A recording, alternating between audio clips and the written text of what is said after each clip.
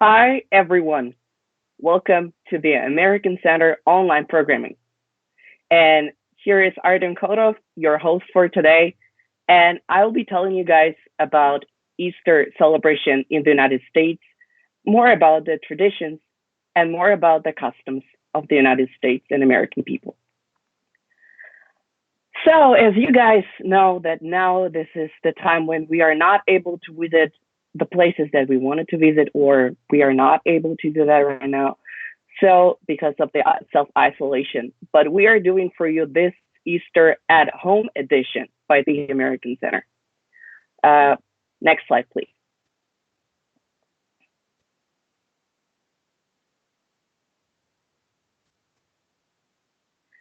So, I want to tell you a little bit information about myself. So, I am Artem Kotov, as you already heard about this. I used to live in the United States as my parents worked for Ringling Brothers Circus. Um, we traveled across the United States from coast to coast on the train, and we visited more than 20 states in total. Also, my parents worked for Cirque du Soleil in Orlando, Florida, at Disney World Resort. Uh, and more information is that uh, I speak both English and Russian languages as my native languages, and I also speak German. Uh, at the American Center, I've been facilitating youth programs since 2016, uh, and I facilitate their children's clubs, teen discussion clubs, and summer children's camps as well. Next slide, please.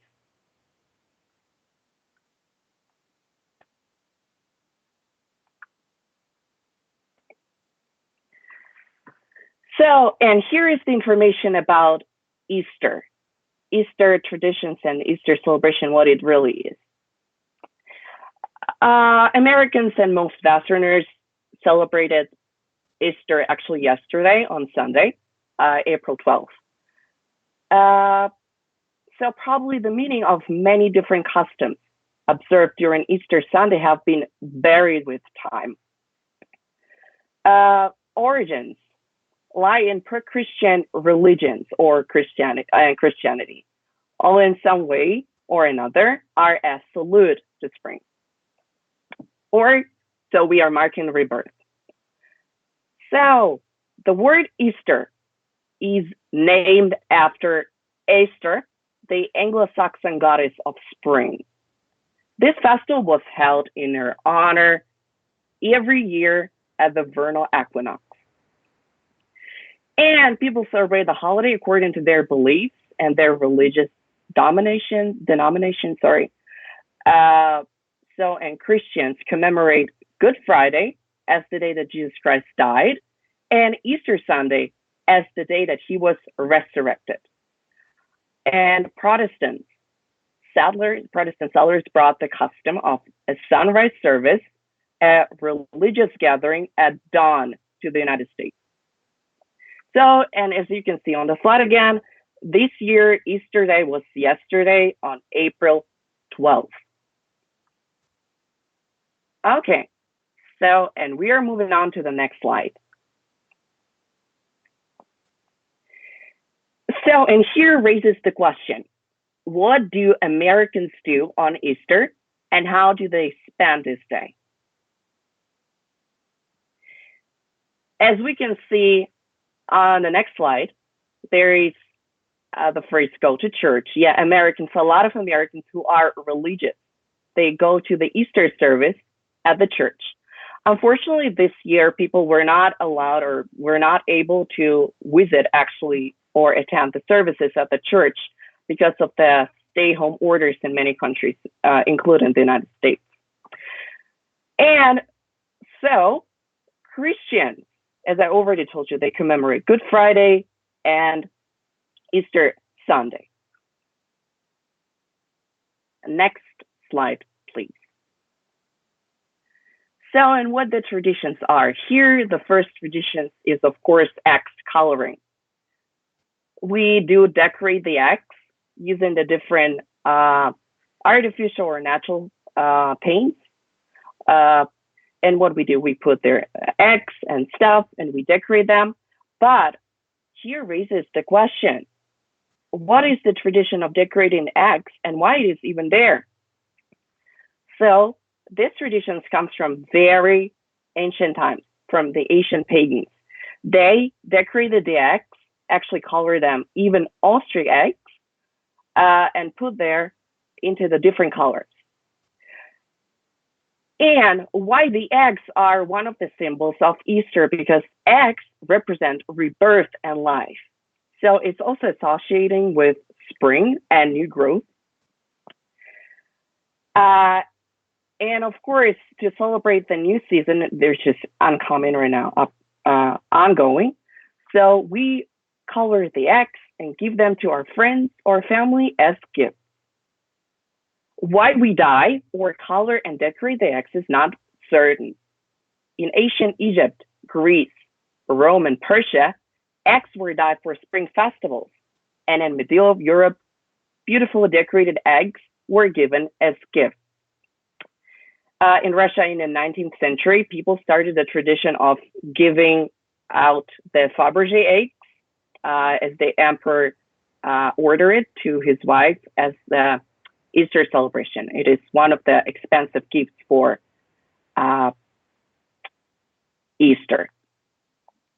Okay, so as you can see on another slide, here are the traditions of egg coloring. And as I already told you, people use artificial or natural paints for this. And next slide, please. As you can see, guys, here, this is an Easter bunny. Easter bunny or Easter rabbit or Easter hare. It is a very long tradition, but nobody actually have talked about this. At first glance, it's hard to imagine what a giant rabbit has to do with any type of religious holiday. But according to time, the tradition again dates back to the pagans. They celebrated a goddess of fertility named Easter. So, and you may recall that fertility is exactly the trait rabbits are most famous for. It's thought that German immigrants brought their tradition of an egg-laying hare they called Osterhase or Easter bunny to the United States in 1700. Today, on Easter Sunday, children wake up to find that Easter bunny has left them baskets of candy. He has also hidden the eggs that they decorated earlier that week. So as we already talked about the eggs, people will be hunting for them on Easter egg hunt, of course, afterwards. So, but before we are moving on to the egg hunt, I would like to talk to you about another tradition, which is Easter baskets. This is the next slide, please. So, Easter baskets are a very interesting tradition. What do we do with these baskets? First of all, we decorate them with natural or artificial grass. And we put there different kinds of eggs, cookies, or any other Easter treats. Why do we use actually a basket? Because it's like a nest. It looks like a nest. Before, people used to actually put the eggs or any other Easter treats to the nest. But afterwards, as the people thought that it was messy and it was not good for the environment and for the nests as well, this tradition, the nest, evolved into baskets. And right now, I'm going to tell you more about Easter egg hunt. Next slide, please. Children hunt for the eggs all around the house or different parks or any other organizations that are hosting these Easter egg hunts, neighborhoods, and any organizations or many organizations hold Easter egg hunts. And the child of course, who finds the most eggs wins a prize. And why do we actually do Easter egg hunt? This tradition began because children believe that that bunny laid eggs in the grass. And the Romans believed that all life comes from an egg. Christians consider eggs to be the seed of life, and so they are symbolic of the resurrection of Jesus Christ. All right, so here is the tradition of Easter egg hunt. So as I already told you before, so people color eggs, or they do not color the eggs, or they're buying them in a grocery stores, or they're buying some plastic eggs that are not actually eatable. But we can look right now as we can watch the video about an Easter egg hunt, which is held in the church. So we can see how it is going, this tradition, how it looks like.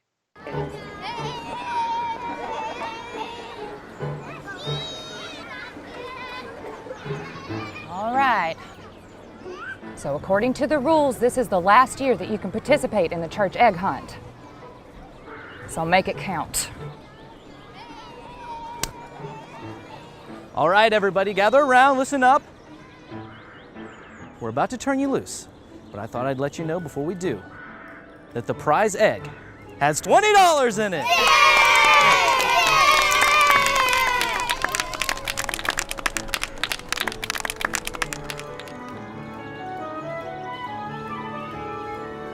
On your mark.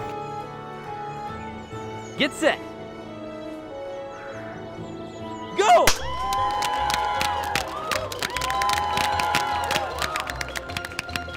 Go! Go! Go!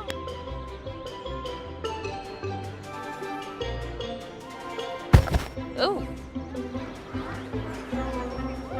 What did you say to her?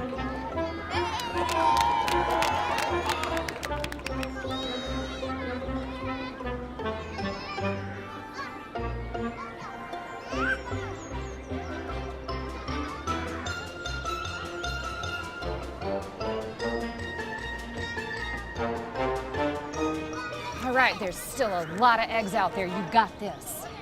All right, pick those knees up. Keep those feet moving. You're starting to look a little tired out there. You're gonna be just fine. You got it. Go get them.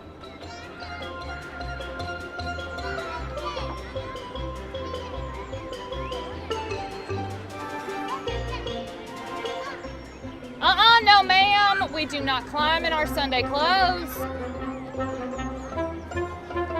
Maybe we took it a tad too far. Yeah.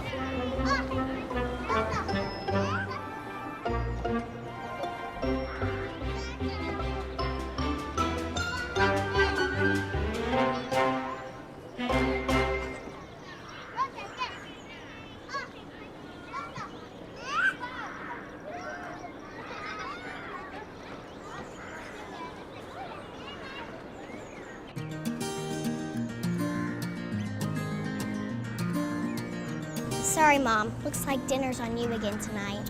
That's all right, sweetheart.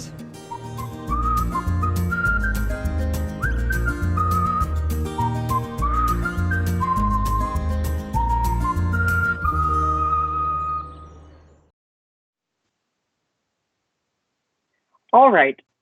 So you guys watched the video about Easter egg roll, and what is very interesting there, that children and of course their parents, they are hunting for these eggs that have been laid across different parks, in the parks or in different areas.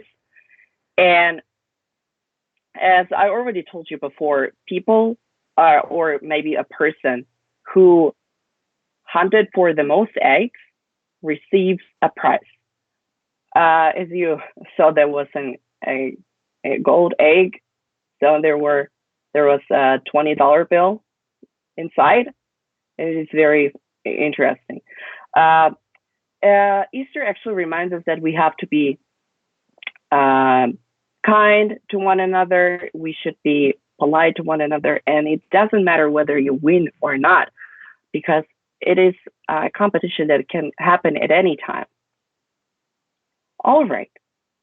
So this is one of the most famous traditions, not only the United States, but in some other countries as well. But on the next slide, where you see there is an Easter egg roll. An Easter egg roll. What it is, you might ask me.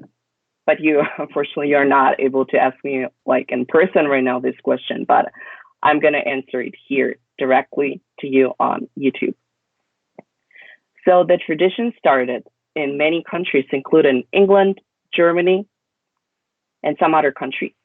So children roll eggs downhill on Easter morning, a game which has been connected to the rolling away of the rock from Jesus Christ's tomb when he was resurrected. And of course, British settlers, who we call pilgrims, brought this custom to the New World, or how we can say that this is North America, or especially here, the United States of America. And here starts this tradition. The tradition starts in the early 19th century as Dolly Madison, the wife of the fourth American president, organized an egg roll in Washington, D.C. So, and she had been told that Egyptian children used to roll eggs against the pyramids. So she invited the children of Washington, D.C. to roll hard-boiled eggs down the hill lawn of the new Capitol building. But the story here continues. People were not good with this tradition, because children were really damaging the grass, and they were asked not to do this anymore on the Capitol building lawn.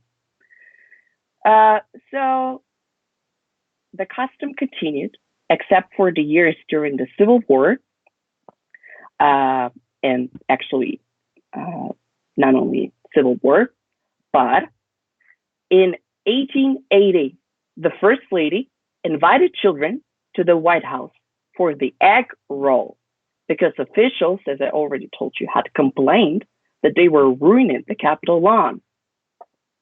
And this egg roll has been held there ever since then, and only canceled during times of war, and this year due to the pandemic of coronavirus. The event has grown, and today, Easter Monday, is the only day of the year when tourists are allowed to wander over the White House lawn. The wife of the president sponsored it for the children of the entire country. The egg rolling event is open to children 12 years old and under. And here is a special note. Adults are allowed only when accompanied by children. So if you don't have a kid, or if you don't have children, you unfortunately are not allowed to visit this event. So, and how do we can get to this event? Every kid in the United States has a right to apply to participate in the Easter egg roll. So you put your application on the special website, and you are participating in a lottery. And the winners of the lottery are invited to the White House as a selection process. So unfortunately, this year, egg roll event has been canceled, as I already told you before. It's not actually right now, it's not known whether these people who were selected before will be participating in the next year egg roll event, but we will see. But let's watch a video about Easter egg roll event at the White House last year.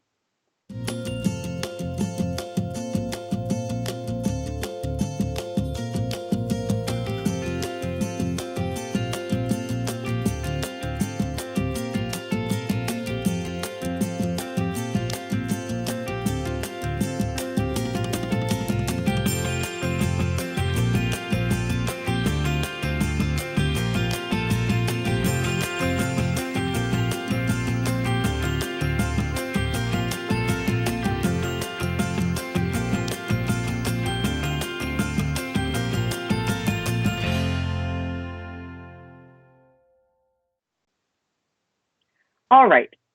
So you watched a video about a roll event at the White House. And what we saw there was a president of the United States with his wife. Yeah, and of course the Marine Corps band, which is actually there for not only for the entertainment but for the national anthem. And as you saw, people were strolling on the grass, and it is funny and it is so cool to participate there. Yeah. And not only Easter egg roll is the main tradition on Easter for the American people, but as we can see, starting from the next slide, here are cute puppies or dogs. I don't know who they are really, but I'm gonna tell you more about Easter parade in New York City. Easter parade is especially New York tradition that dates back to the middle of 1800s. And what wanted people to do? The social elite would attend services at one of the Fifth Avenue churches, and they would parade their new fashion down the avenue afterwards. So as you might understand, so they were going to the services, and afterwards, or not afterwards, but in the whole time of this, they were showing their costumes. They were showing what they are dressed up, like different kinds of bonnets and like how they were decorated for this. And after this, people started to do this tradition. So they caught this tradition and they brought it wider into the public. And they started this tradition for Easter parade in New York City. So it usually on this day,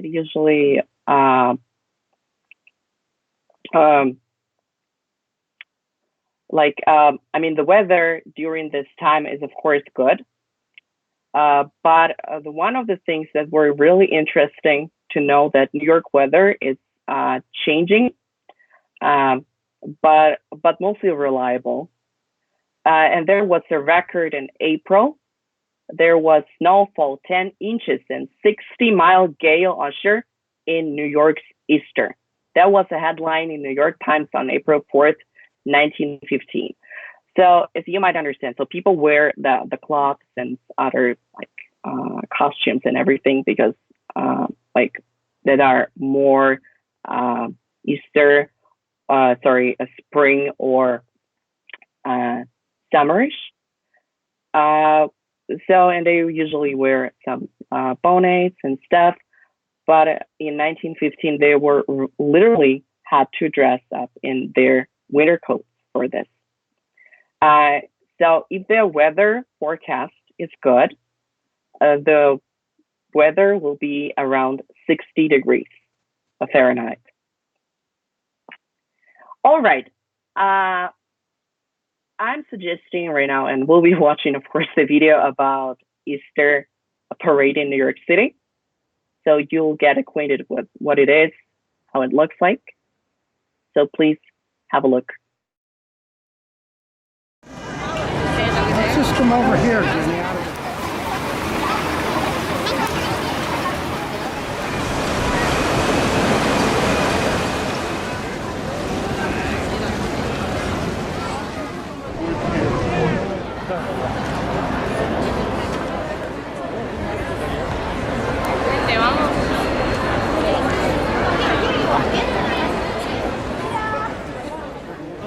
Goodness. Ready. Here's one of them.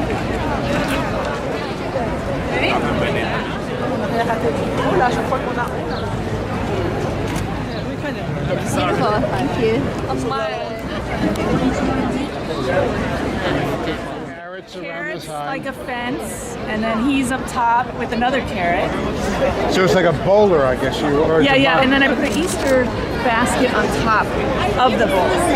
So here's the Easter basket I cut and put. And then How much work did you put in?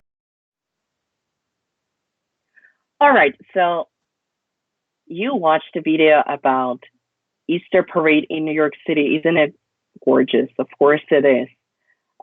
This is one of the events that gathers a lot of people to be there in New York City for this. That also, it's not that incomparable with Thanksgiving Day parade, but it's still very crowded as well. So, and what is the celebration without any treats? Here, as we are moving on to the next section of my presentation, here is Easter candy. During the Easter holidays, people eat more candy than on any other holiday except for Halloween. That means that Halloween and Easter are the most known for receiving candies and buying candies in the stores. People go to the grocery stores, buy them for themselves, or they're giving them out to other people. So people in every country, I guess, in the world, they love candy. And Americans are mostly with sweet tooth as well. So next slide, please. So you see here the birds. These are very famous birds. They are called peeps. These are very popular among Americans, especially kids. What it is this: it is a bird-shaped candy made of marshmallows, sugar, corn syrup, gelatin, and air. And now, so you would understand what it is most exactly. We will now watch a video and we'll have a look at the video on how these candies are produced. Inside peek at everyone's favorite Easter treats? Now, Peeps. How many can they make in one day is my question, I don't know. and why are we so crazy about it? I have no idea. These are great questions, and we found out all the answers to those burning questions. Take a look. For more than 60 years, Peeps have graced the nation's Easter baskets, becoming a springtime tradition as all-American as baseball. Only a whole lot yummier. How was it? Good. Very good. They're the treat Reese Witherspoon loves to eat. The candy of Justin Bieber's dreams. You have a new favorite candy. Are you going to tell people what that is? You know those marshmallow Peeps? Peeps are fantastic. You're going to have a great... They're even the stuff fairy tale sculptures are made of. But we wanted to know, what's the word on this bird? Where do Peeps come from? I think the come from the Easter Bunny. I don't know. A candy universe. Lucky for us, we were invited to the ultimate insider's view, a behind-the-scenes peek at the heart of all things Peep, the Just Born factory in Bethlehem, Pennsylvania. And while the Peep makers may call themselves Just Born, Peeps weren't born yesterday. We made Peeps for the first time 64 years ago. So they've been around since 1953. Today, the Just Born factory makes 5.5 million Peeps a day. That amounts to 2 billion Peeps a year, 700 million for the Easter holiday alone. As for what goes into those Peeps, there are just 4 ingredients. It starts with all the ingredients. So you have the sugar, the corn syrup, the gelatin, and the air, and they all get mixed together, and then it is pumped over to our production belt. These are bare-naked chicks, but they're not naked for long. Within moments of being hatched, they're coated with sugar that's stored in 400-pound sugar barrels. When they're deposited, they're already covered in sugar, but then they go through a sugar shower, so the rest of their bodies get covered in the colorful sugar that's running that day. But no Peep is a Peep without some peepers, or eyes, so get this. A special sensor makes sure the eyes are placed just so. To ensure that the Peeps are prepared to perfection, there are Peep specters standing by. They used to take 27 hours to make, and now they take only 6 minutes.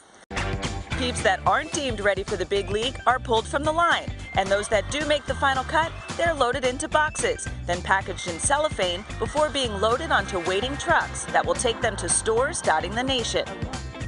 Once marshmallow flavored only, today Peeps come in 60 flavors, ranging from sour cherry to lemon lime to mystery flavors. And new flavors aren't the only things that have changed about Peeps. They originally had wings on the Peeps, and we clipped them off a few years later. But wings or no wings, today Peeps are flying high, arguably more popular now than ever before. I think Peeps are representative of spring. Peeps make you feel like a kid again. There's no telling what's next when it comes to Peeps, but one thing's for certain, they're a treat for all the sweets-loving people of the world. Happy Easter! I will say the best way to eat a Peep is right off the conveyor belt. It's like warm and gooey. By the way, how many people can say that, Dylan Dreyer? Not many, It's right? true. I was very lucky. Did you eat any of those one-eyed Peeps? No, you don't eat the one-eyed Peeps, Jenna. Okay. You know, a lot of people also make artwork out of these Peeps, and we have, thanks to Peeps themselves, some original artwork of our own. Some little artwork ourselves. Hey, look at that. Today's take. Is that what it says? Yes. Yes.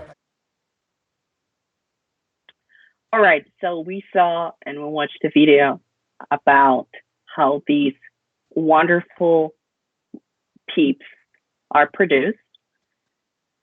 And these candies are very tasty and very delicious for those who actually love eating sweets. Yeah, because they're very sugary, they're very sweet. Yeah, not everybody likes, everything sweet. But if you're in America, and you should really try eating those for any holidays or just for everything, any occasions. That is really nice, really nice. But by the way, please let me know in live chat if you have tried those ones. Okay, so we're moving on to another slide. So in here are one of the well-known American candies that are Reese's peanut butter cups, or any other types of Reese's peanut butter everything. These are well-known orange-colored packages in America and some other countries as well, but these are the American native candies. So what are those?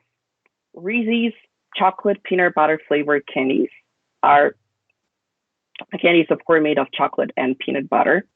So I would not recommend it to eat these candies for those who are allergic to peanuts or chocolate. These are America's favorite candies, and people of all ages enjoy eating them. So from very toddlers to very grown-ups. And who stands by this? Who invented this candy? Reese's peanut butter cups were invented by Harry Bernard Rees, or H.B. Rees. He was known to be a kind-hearted man who had a big sense of family. And to talk about this family, he had 16 children, 8 daughters, and 8 sons. You will agree with me, this is a big number of people in a family, in a household. Yeah. So, and Mr. Rees spent years and several attempts to create a successful candy company. That means that for a living, he started to create a lot of different candy companies. And thankfully, so he was friends with the founder of Hershey Company. Hershey Company is also a well-known American company for producing candies, as you might know.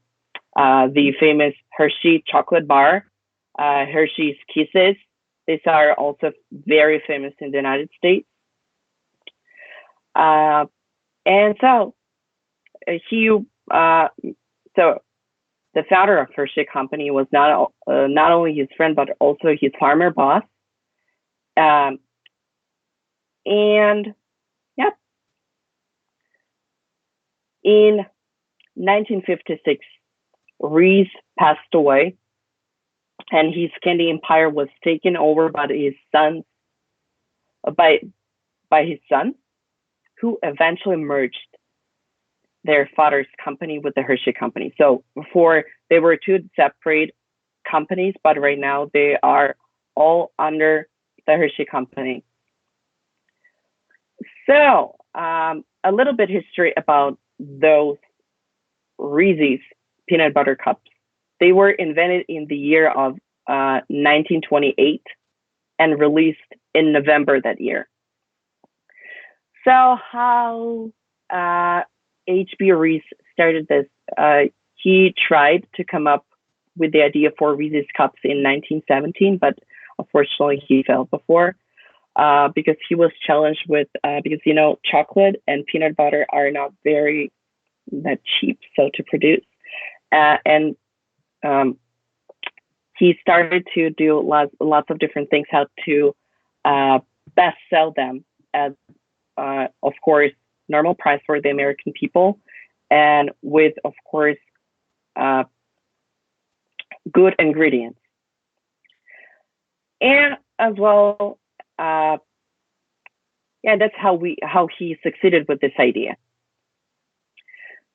So, as I already told you, Reese's Company right now is the part of the Hershey Company.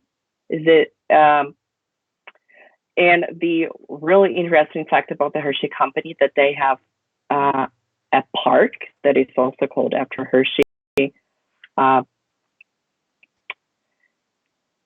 And you can not only eat candies there, but you can also see how they're produced and to, of course, visit some attractions.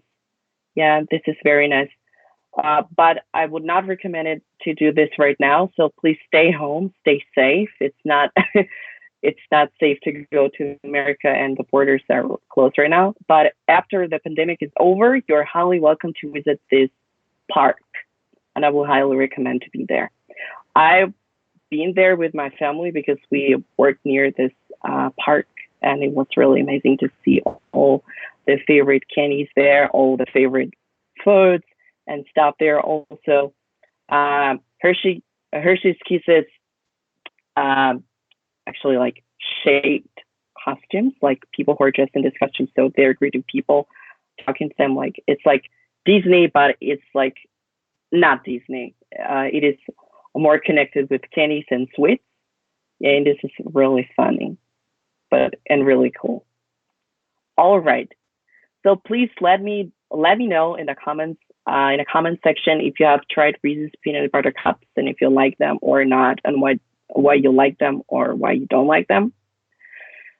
And as you can see here on the slides, these are the special editions of peanut butter cups, which are actually eggs.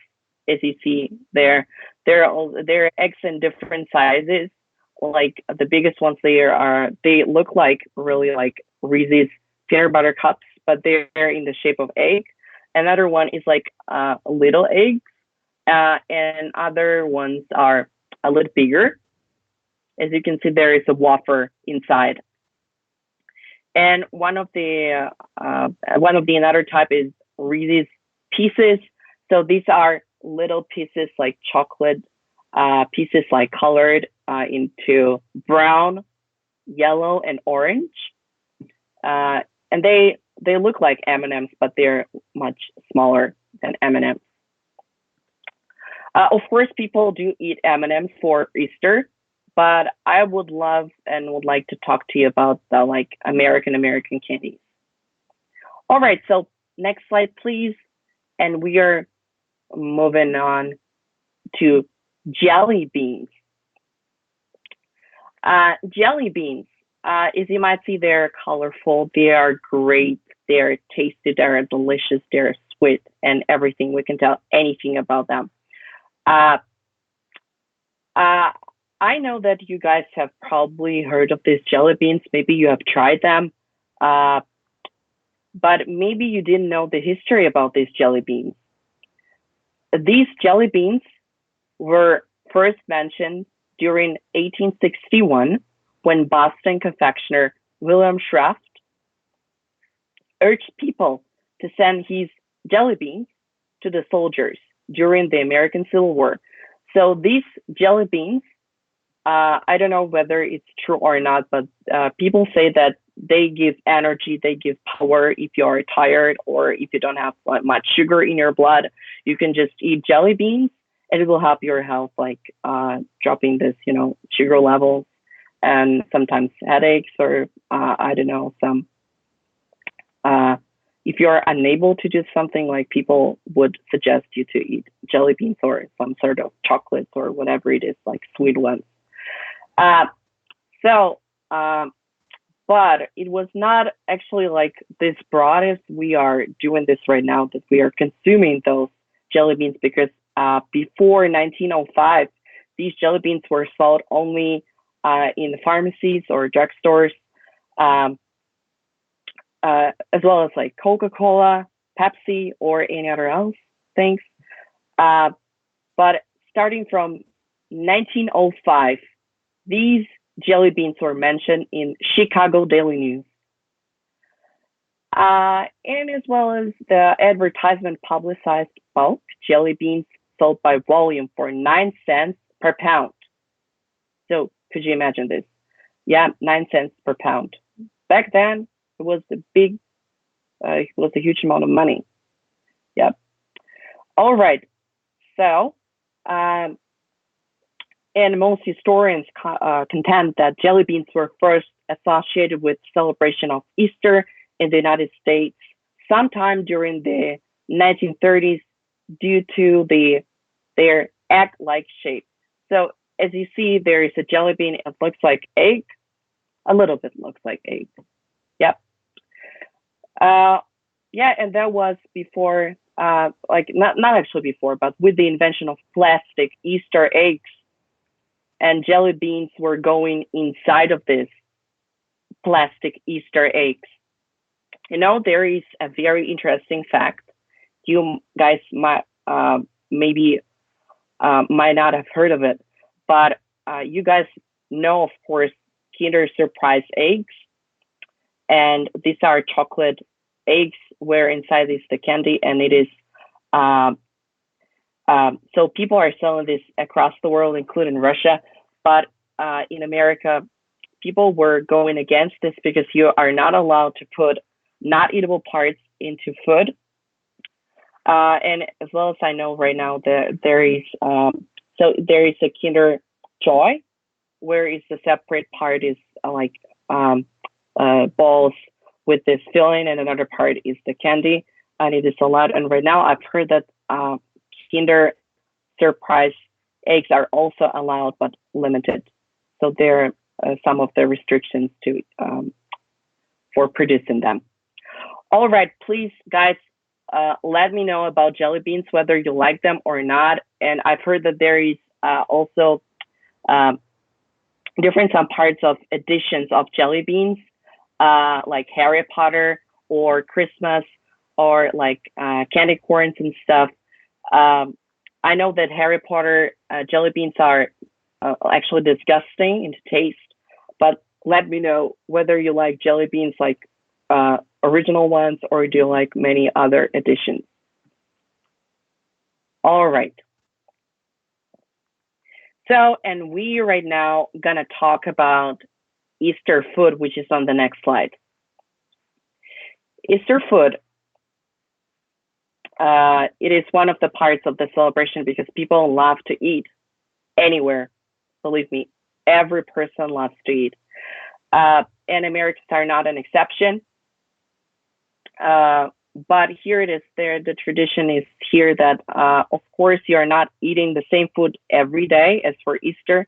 And of course, there are a lot of different dishes for Easter.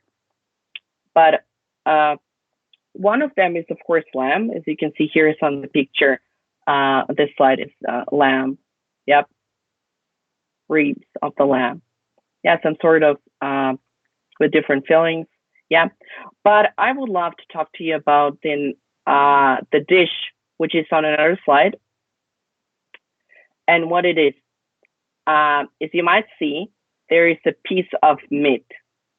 This piece of meat is ham, and people started to bake or cook this juicy ham for Easter dinner for many years. And this tradition again dates back to the pagan rituals honoring spring and the goddess Easter. This tradition dates back to at least 6th century Germany. So as you might understand, this is a very long tradition, But of course, this tradition came with settlers to the United States. So German settlers came to America and started to cook this ham. As you will look on the slide, you will see that there are a lot of different types of food, not only ham, but pecan pie, some sort of butter, corns, carrots, some sort of berries, and Brussels sprouts, mushrooms, and everything like this. It's a very tasty dinner. You will be full after this. So if you're going to visit Easter dinner of your friends, family, or somebody else who lives in the United States, you should be prepared for this, and to know that your belly should be empty before you are entering this zone of food in the American house to have this Easter dinner. All right. There are, of course, some other types of Easter food, that is crust buns. These are buns made with raisins and stuff, but they're not.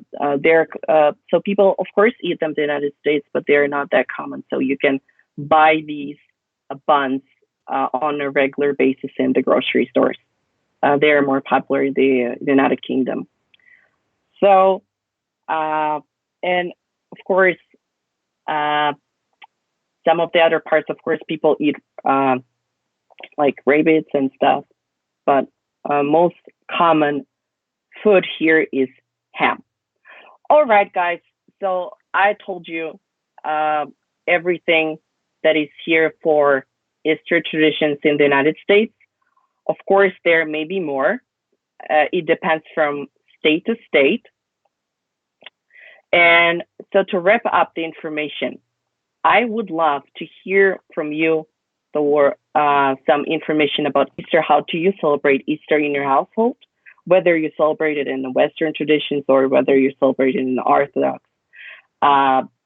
Maybe you go to church. Maybe you color the eggs. Maybe you don't color the eggs. Do you believe in Easter bunny? Do you also make Easter baskets? Have you ever participated in an Easter egg hunt or egg roll or any other parades in New York City? Yeah. Or are there any other candy that you also like? Maybe they're not American, but Russian or any other foreign candies. So guys, thank you. And right now I will be answering your questions that you have here. Thank you. All right, so the first question here is, what is your favorite part in Easter? My favorite part in Easter is when we color the eggs. It gives you a spirit of unity. So with my family, with my mom, we usually color the eggs using natural paints. We use onions to color the eggs. We do not use artificial paints for this. And what are my favorite candies? What my favorite candies are is that my favorite candy is, of course, Reese's peanut butter cups or peanut butter eggs. I love them so much. I love chocolate and I love peanut inside this paste. Great. So here is this is a live stream, and I'm not able to see your questions, and I'm actually having them on another app. So I'm waiting for your questions if you have any.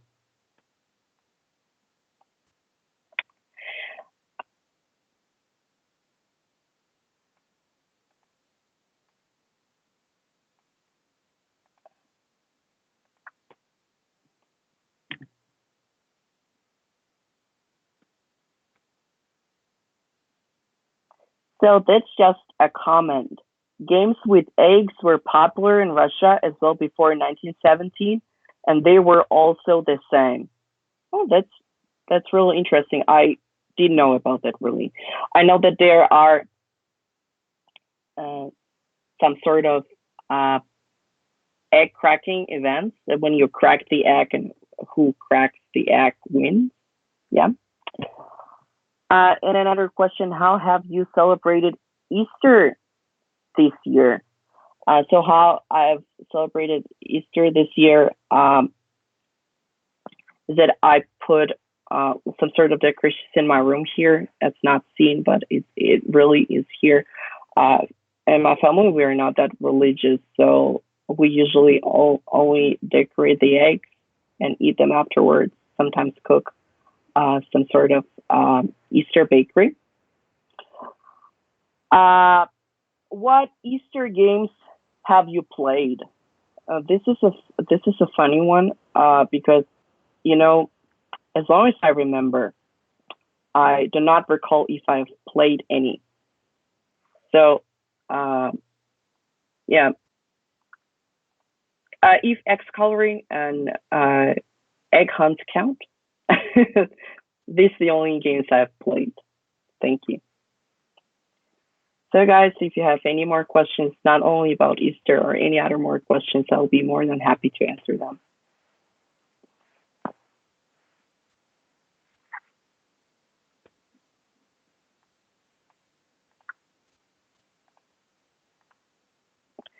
By the way, if let me know, how do you spend your self-isolation? How will you be celebrating Easter if you haven't celebrated it yet? If you're an Orthodox, let me know how will you celebrate it at home. It's really interesting to know that. Okay, the another question, is Easter religious or secular holiday in America? You know, for some people, this is a religious holiday, and for some people, it's a secular holiday. America is, of course, a country where there are a lot of religions, same as Russia, and some people celebrate it, some people not. And this is why this is secular holiday as well in America. Thank you for the awesome presentation. Thank you guys for tuning in. I'm so glad to see you all here tonight. Are you forever back to America? I might not understand what you've been asking me. But I currently live in Russia. We moved here to Russia in 2006. So I have been here ever since.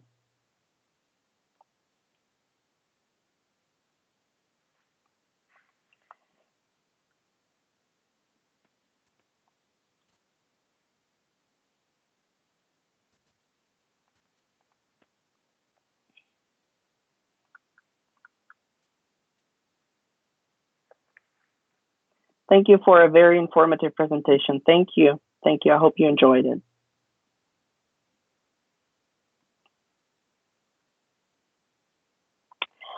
It's unfortunately, okay, good.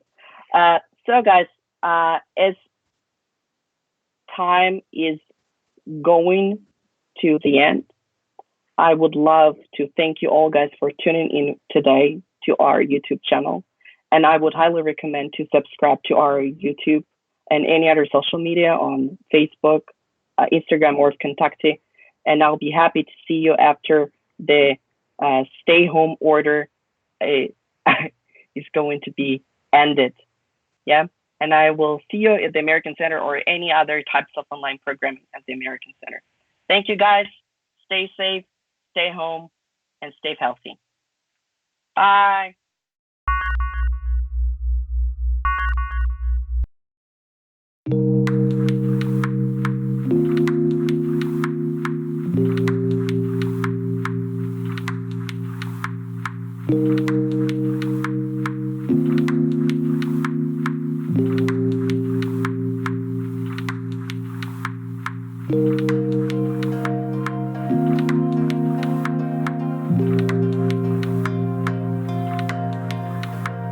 Thank you.